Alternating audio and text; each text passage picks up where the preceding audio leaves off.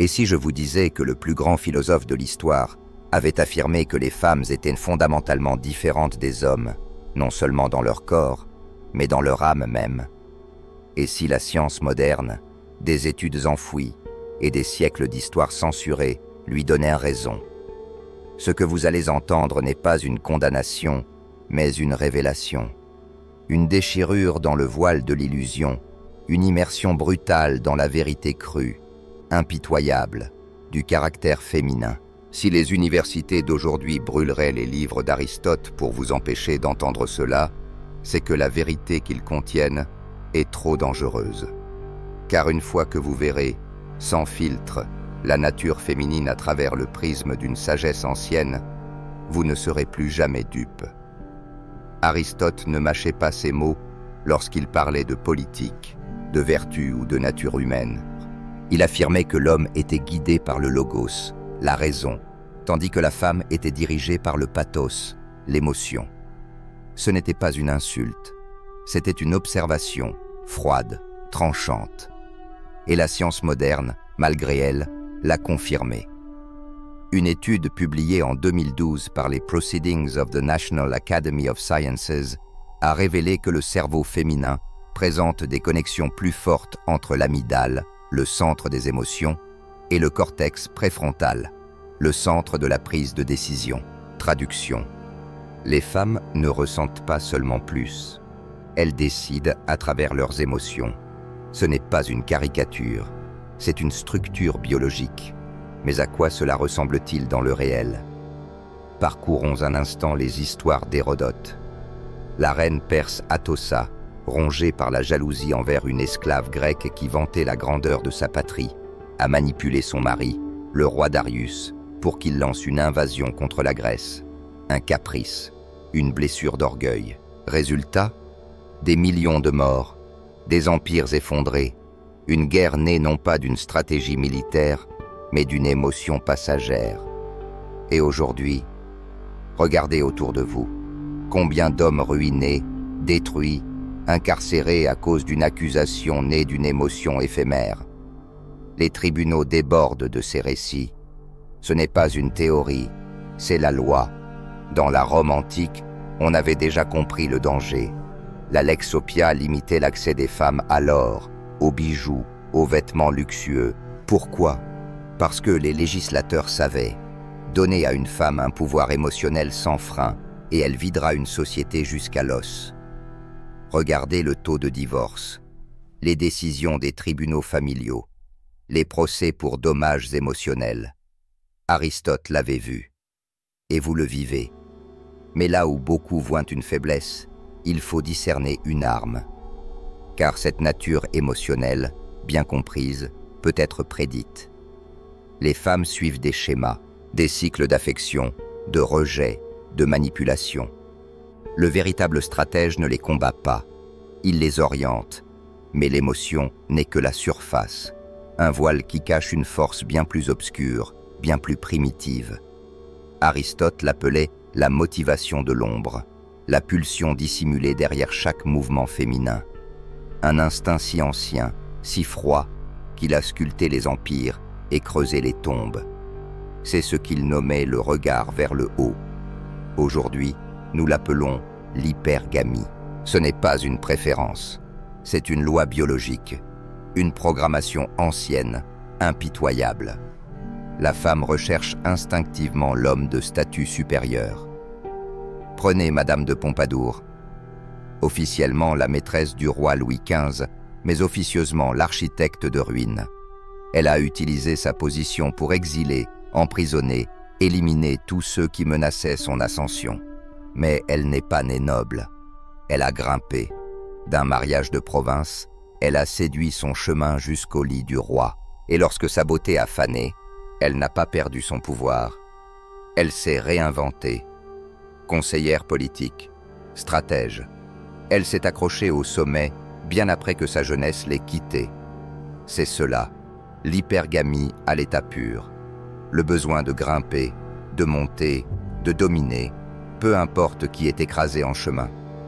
Regardez aujourd'hui, une étude de 2016 publiée dans Science Advances a analysé des millions de messages sur les applications de rencontres. Résultat, les femmes contactent massivement des hommes plus riches, plus instruits, et ignorent ceux de statut égal ou inférieur. Pire encore, une étude de l'Université du Michigan en 2018 a montré que les femmes sont beaucoup plus enclines à divorcer d'un homme après une perte d'emploi. Non pas parce qu'elles cessent de l'aimer, mais parce que leur instinct interprète cela comme un échec génétique. Ce n'est pas de la cruauté, c'est la survie. Dans la Sparte antique, les femmes abandonnaient les maris revenus de guerre sans gloire. Celui qui boitait, oublié. Celui qui mourait avec bravoure, pleuré, puis remplacé. Car leur loyauté n'est pas envers vous. Elle est envers la version de vous qui domine. Si vous stagnez, elle regardera ailleurs. Le moment le plus dangereux pour un homme n'est pas l'échec. C'est le confort. L'instant où il pense « Elle m'aime pour ce que je suis », cet instant est déjà une défaite. L'histoire est jonchée de ces hommes. L'empereur romain Claude, brillant mais naïf, faisait confiance à son épouse Messaline. Tandis qu'il gouvernait, elle organisait des orgies, vendait son corps aux enchères, conspirait sa mort. Pourquoi? Parce qu'il avait cessé d'être un défi. Il était devenu prévisible. Et dans l'esprit hypergamique, un homme prévisible est un homme mort. Alors que faire? Se révolter? Non. Comprendre. Intégrer. Le respect d'une femme ne se gagne pas une fois. Il se mérite chaque jour par l'excellence. Ce que les Grecs nommaient « arrêter ». Un homme qui incarne cette vertu n'a pas peur de l'hypergamie. Il la commande. Il devient la montagne qu'elle ne peut jamais gravir. Le sommet qu'elle désire, mais ne possédera jamais. Mais cette ascension ne suffit pas, car une fois au sommet, un autre combat commence. Un combat invisible, un champ de bataille que la plupart des hommes ignorent jusqu'à ce qu'il soit trop tard.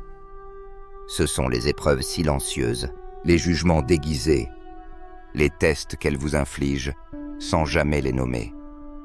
Aristote l'appelait le procès du juge invisible. Chaque silence calculé, chaque regard, chaque dispute anodine cache une question essentielle. Es-tu digne de moi? Et chaque échec, aussi discret soit-il, érode l'attraction. Jusqu'à ce qu'un jour, elle vous regarde et ne ressente plus rien. Regardez Ulysse, 20 ans loin de chez lui, 10 ans de guerre, 10 ans d'errance. Et lorsqu'il revient enfin à Ithaque, il ne court pas dans les bras de Pénélope. Pourquoi? Parce qu'il savait. Elle allait le tester. Et elle l'a fait. Elle fit semblant de ne pas le reconnaître.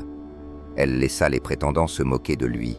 Elle attendait, observait, et lorsqu'il saisit son arc, lorsqu'il tua chaque homme qui avait bafoué sa maison, alors seulement, elle l'accepta.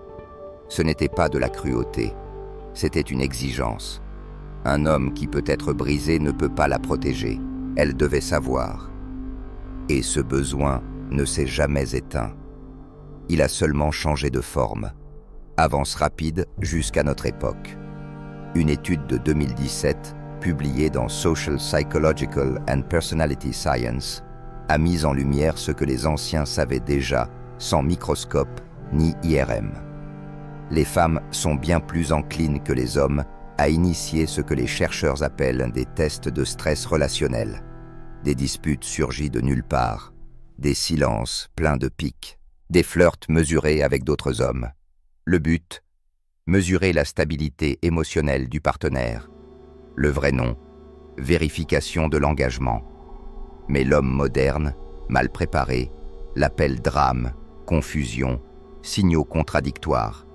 Et lorsqu'il échoue, en implorant, en s'énervant, en se justifiant, l'attraction fond comme neige au soleil. Pas parce qu'elle est mauvaise, parce que ses instincts, eux, crient « faible ». Prenez Nicolas II de Russie, le dernier tsar. Lorsque la révolution s'annonça, son épouse Alexandra l'exhorta à se montrer impitoyable. Mais Nicolas hésita, il vacilla, il chercha le compromis, la paix. Et dans son journal, Alexandra écrivit cette phrase funeste. « Il est trop tendre, ils le dévoreront. » Elle avait raison. Quelques mois plus tard, toute la famille impériale fut exécutée dans un sous-sol. Le dégoût féminin pour la faiblesse n'est pas une caprice, c'est un réflexe ancestral, car dans son esprit, si vous ne pouvez pas affronter les ennemis, vous ne pouvez pas la protéger. Et pourtant, ces tests, si déconcertants soient-ils, ne sont pas vos ennemis. Ce sont vos champs d'entraînement.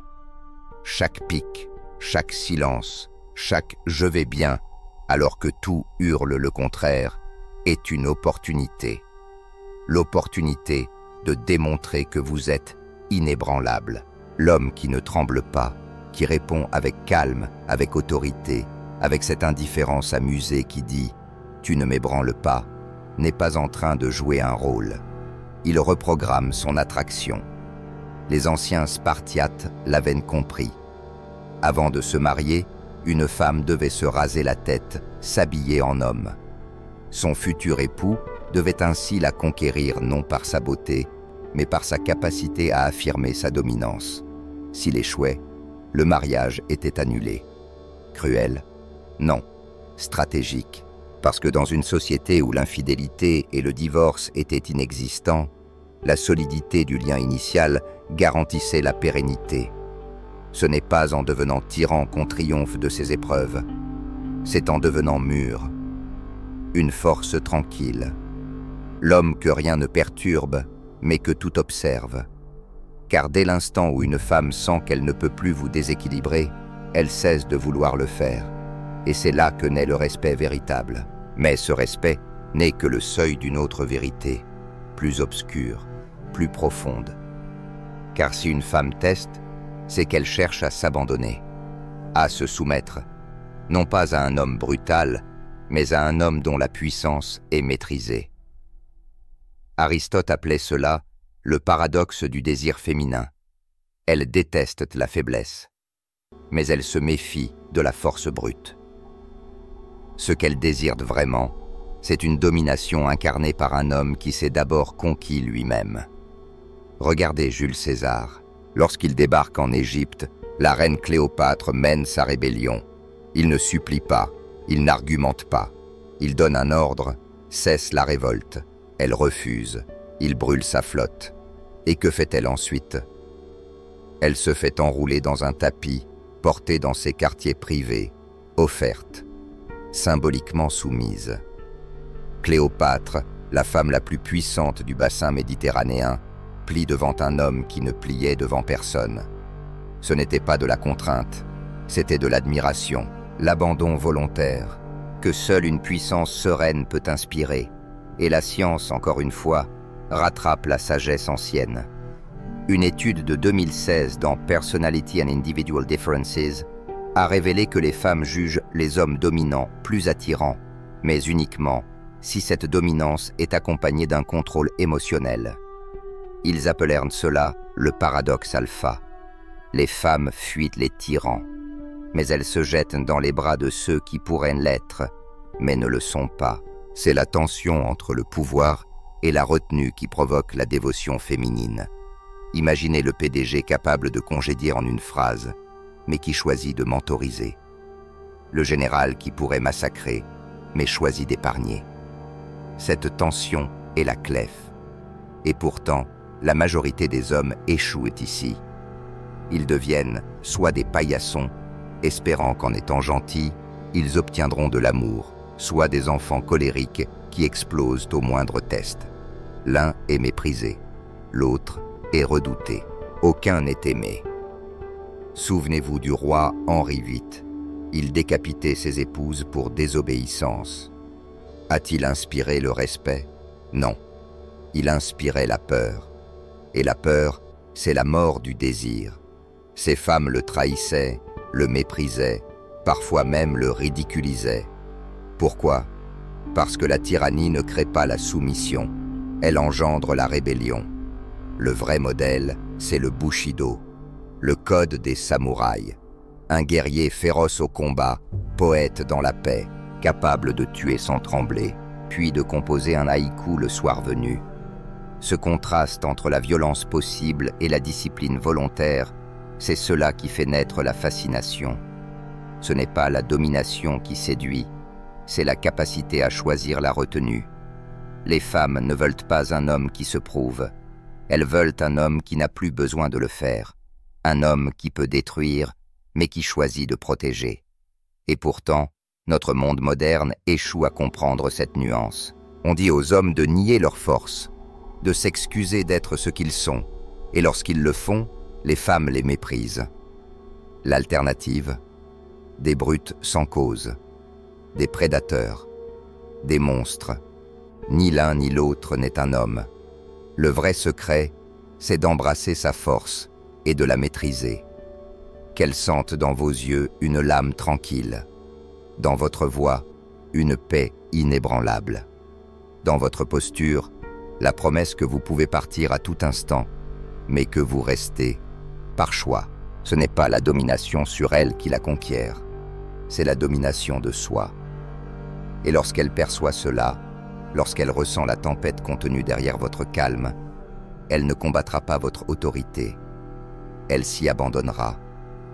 Mais même cela ne suffit pas, car au sommet de cette montagne, il existe un trait, un seul, plus puissant que la force, plus irrésistible que la beauté, plus gravé dans l'esprit d'une femme que le désir physique. L'éthos, ce feu intérieur, cette cohérence inébranlable, cette direction que rien ne détourne, une mission, une conviction, une droiture si tranchante qu'elle efface tout doute. Et c'est là, à ce croisement, que naît le magnétisme que les rois ne peuvent acheter et que les poètes seuls comprennent. Il existe une force plus séduisante que l'argent, plus puissante que la beauté, plus envoûtante que le charme. C'est la cohérence interne d'un homme. Ce feu intérieur qu'Aristote appelait éthos, non pas la simple morale, mais le code. Le code qui forge, le code qui dirige, le code qui reste inébranlable même lorsque le monde s'écroule. Les femmes ne recherchent pas seulement un homme fort. Elles recherchent un homme qui sait pourquoi il l'est. Elles désirent un homme qui a quelque chose de plus grand que lui à servir. Une mission, une vision, une cause à laquelle il serait prêt à sacrifier sa vie, parce que ce n'est qu'à ce moment-là qu'elles peuvent croire qu'il vivra réellement pour elles. Prenez Casanova. Il n'était ni particulièrement beau, ni riche. Mais il avait un code, vivre sans regret, savourer chaque plaisir et quitter toute femme qui tenterait de l'apprivoiser. Il ne s'excusait jamais, il ne demandait jamais la permission d'exister. Et c'est précisément pour cela que les femmes le poursuivaient. Non pas parce qu'il était parfait, mais parce qu'il était inaltérable. Il ne changeait pas pour séduire. Il séduisait parce qu'il ne changeait pas. À l'opposé, regardez Louis XVI. Il avait tout, richesse, statut, pouvoir. Et pourtant, sa femme, Marie-Antoinette, le méprisait. Pourquoi? Parce qu'il doutait, il tergiversait, il n'incarnait rien. La nuit où les révolutionnaires envahissent Versailles, elle ne supplie pas son mari de la défendre. Elle se tourne vers son garde du corps. Elle savait, une femme ne respecte pas un homme qu'elle peut plier, et un homme sans colonne vertébrale, sans code, est un pantin, un fantôme dans son propre château. La psychologie moderne l'a redécouvert, sans le vouloir. En 2019, une étude publiée dans le Journal of Personality and Social Psychology a révélé que les femmes sont inconsciemment plus attirées par les hommes qui ont des valeurs intransigeantes, même si elles ne les partagent pas. Les chercheurs ont appelé cela le paradoxe du principe. Les femmes disent de vouloir de la flexibilité, mais elles aspirent à de la conviction. C'est pourquoi l'artiste qui refuse de vendre son âme fascine. Le soldat qui reste debout seul, face à la tempête, inspire. Le rebelle qui brûle ses ponts plutôt que de trahir sa vision, hante l'imaginaire féminin. Pas parce qu'il est gentil, mais parce qu'il est incorruptible.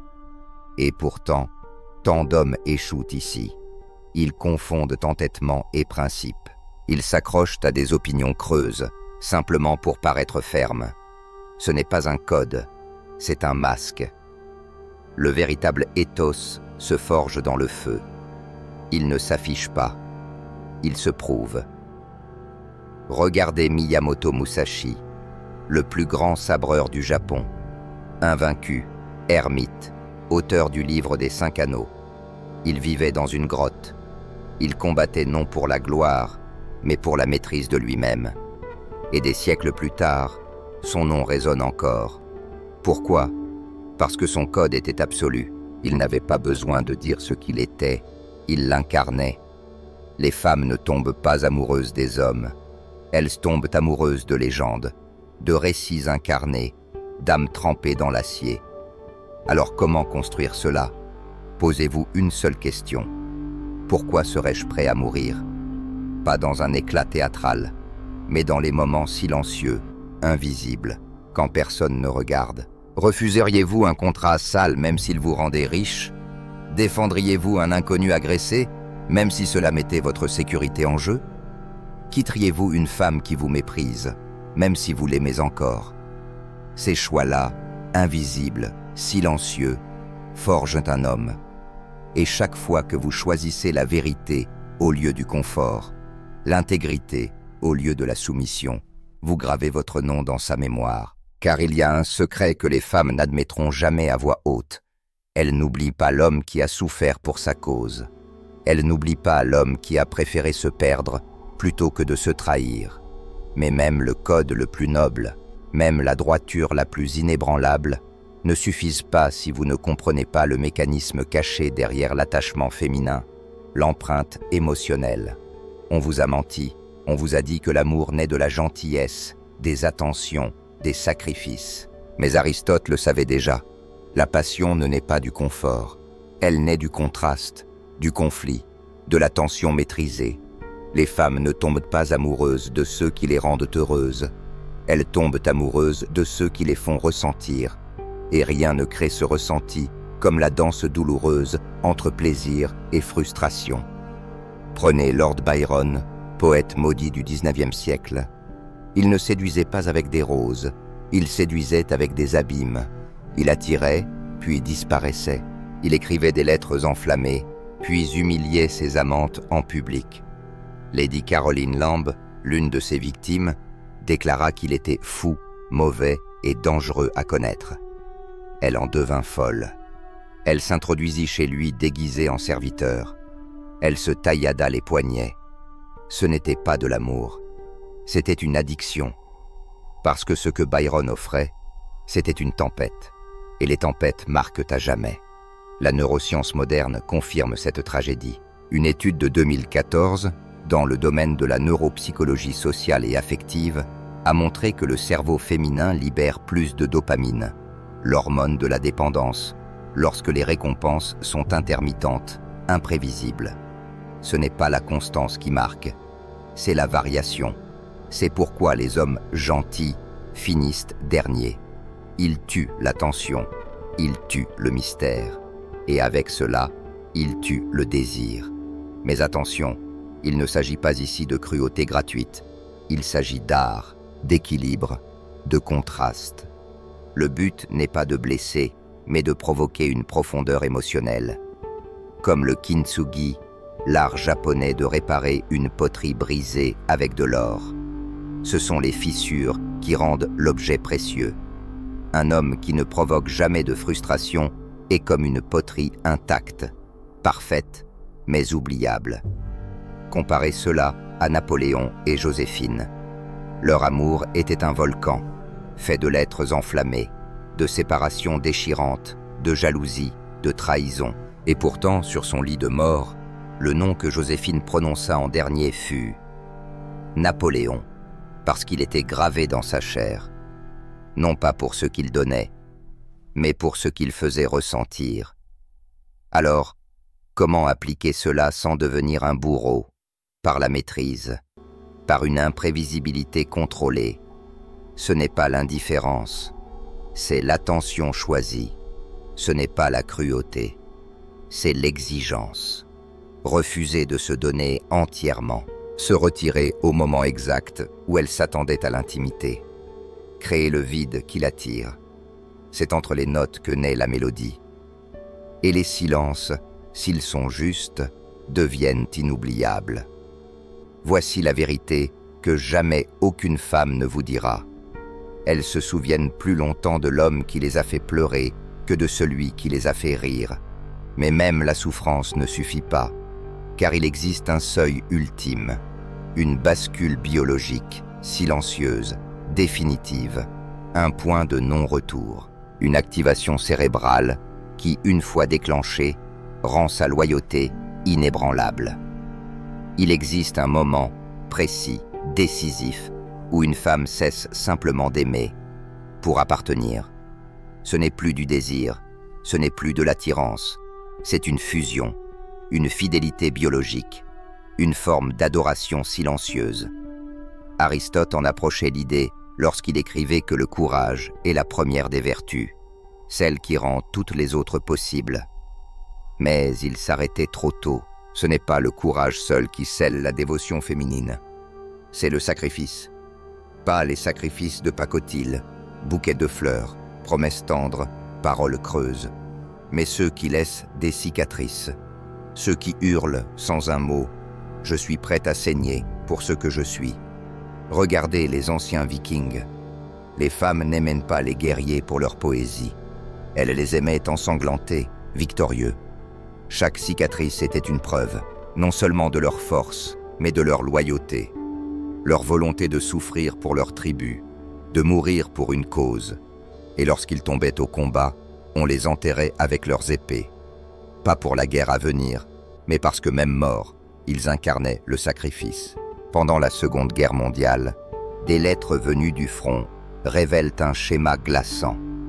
Les soldats qui racontaient de leur traumatisme, les balles sifflant, les camarades tombés, recevaient plus de réponses, plus d'amour, plus de passion que ceux qui taisaient tout.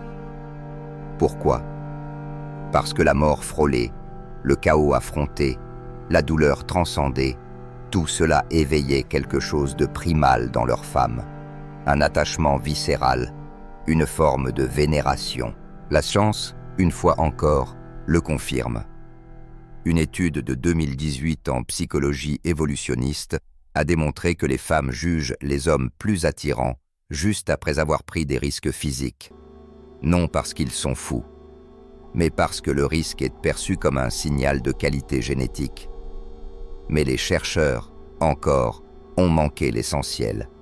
Ce n'est pas le danger qui attire, c'est l'acceptation du prix. L'homme qui s'en sort sans égratignure est juste chanceux.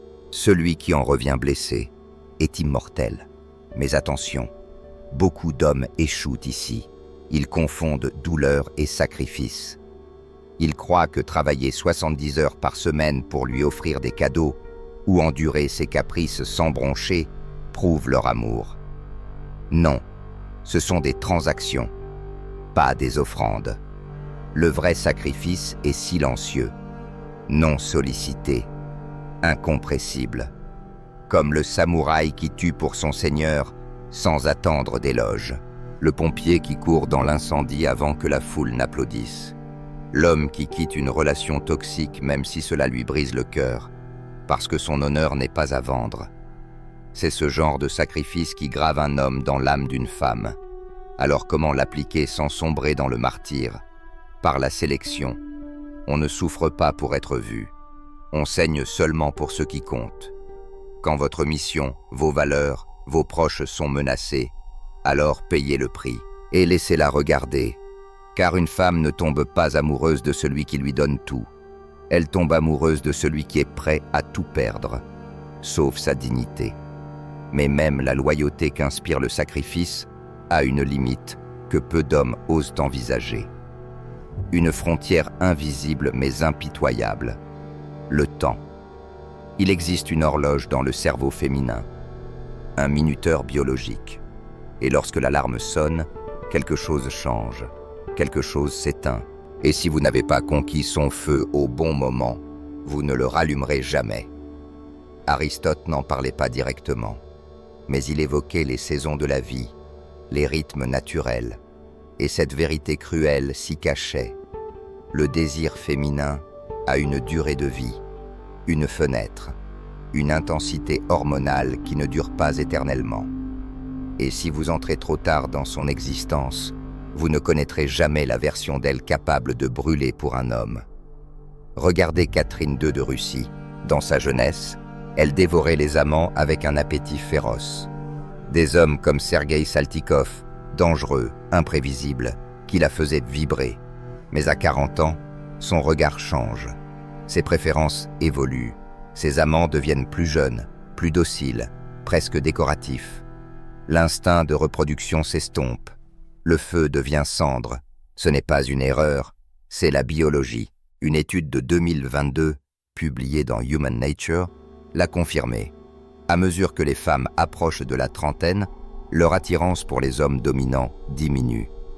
Elles recherchent alors la stabilité, la douceur, la sécurité. Le fameux changement du soignant. Mais attention, ce changement n'est pas seulement hormonal, il est psychologique. La femme qui, jeune, s'est contentée d'un homme gentil, regrettera souvent, plus tard, de ne jamais avoir connu le feu. La femme qui a couru après l'excitation sans construire paniquera quand ses options se réduiront.